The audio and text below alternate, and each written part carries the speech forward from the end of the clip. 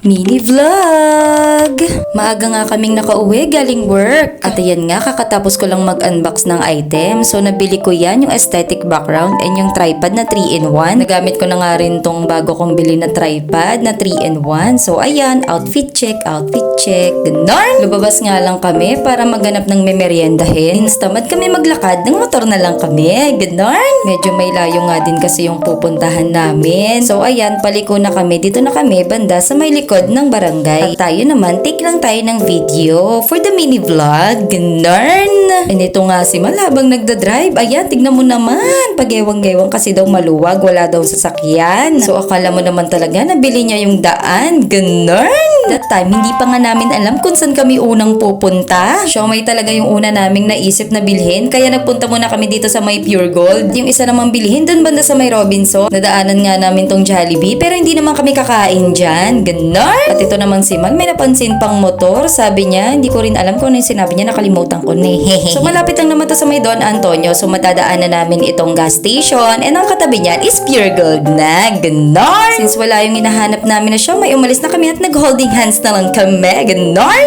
Finally, dito na lang kami bumili ng siomay dito sa may malapit sa may Robinson, tabi ng McDo. Ganon! Syempre, hindi pwedeng isa lang, kailangan dalawa.